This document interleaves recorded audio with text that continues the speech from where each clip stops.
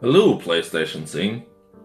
I'm Grigory Rasputin, and this is podcast number 2 for PlayStationHaX. This is where I will discuss many wonderful PlayStation-related news items of the week. First, we will delve into some sad and unfortunate news. PlayStationHaX is closing his website after 10 years. His website had a whole host of firmware, homebrew, and computer applications for the PlayStation 3, PS Vita, and PS4. Sadly, it wasn't utilized enough by both seniors and developers. We didn't use it the way we should have, and sadly, PlayStationHaX just doesn't seem to have the heart in using it anymore, which is sad, but understandable at the same time.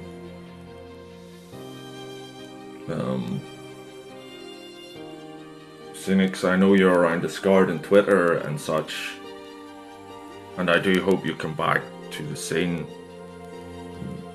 Maybe when the PlayStation 5 comes out, you'll have a change of heart and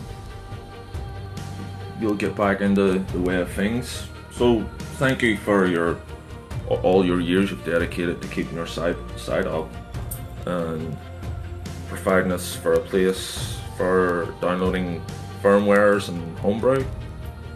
Next we have this week's top scene releases. And we'll start off with Def RGH's Community Trainer, which is basically a cheat application for those of you who tend to suck at games, or you just want to get by a particular hard bit and you don't want to graft and earn it yourself. So this is great for people such as that. The app looks beautiful. It resembles what the PS Store looks like when you're browsing games on the PlayStation 4.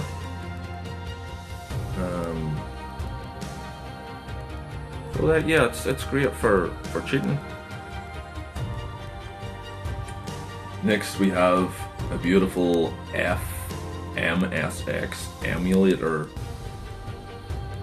released by Big Boss aka PSX Dev.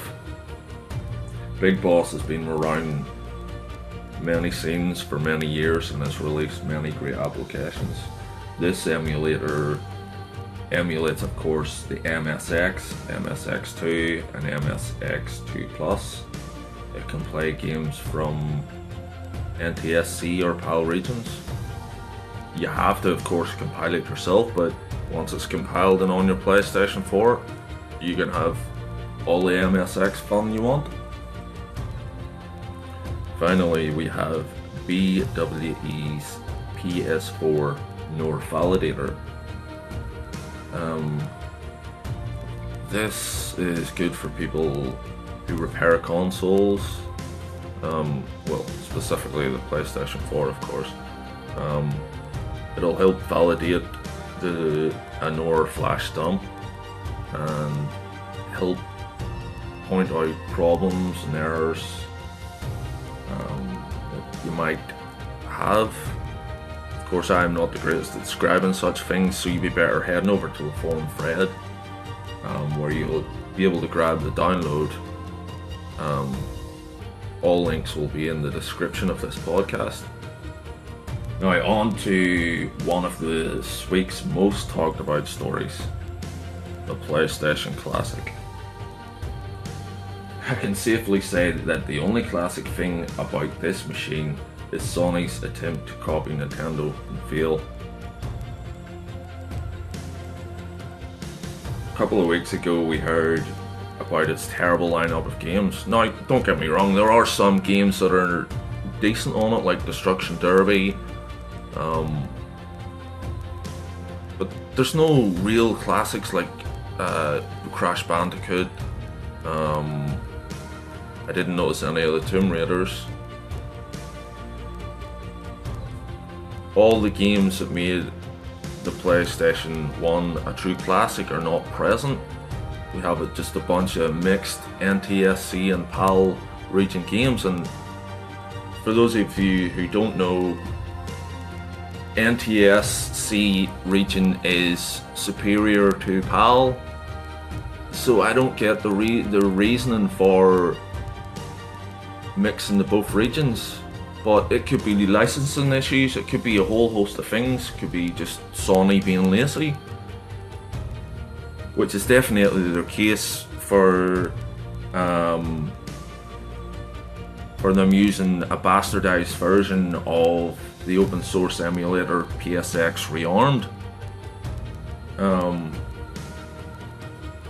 We already heard all that stuff, but this week, thanks to Eurogamer, we found out information about the hardware, and specification wise it's quite close to a Raspberry Pi, the latest model Raspberry Pi. It has a 1.5 GHz quad-core processor and 1 GB of RAM.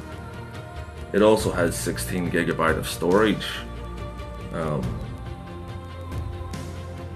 The type of specs are close to something you would have got in a budget tablet from a couple of years ago.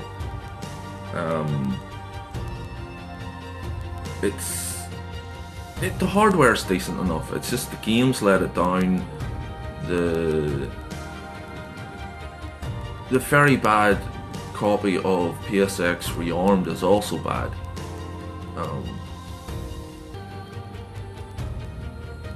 I honestly wouldn't buy the PlayStation Classic on the simple fact of the games and the emulator alone. The hardware, like I said, is decent. The only good thing about the PlayStation Classic, is that it looks good. So I really can't recommend anyone buys this. You'd be far better building your own. You'd have more fun. You'd learn some new things like soldering.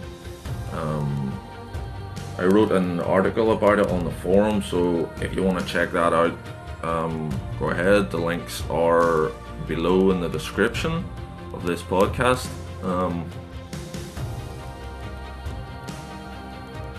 I can't think of anything else to talk about.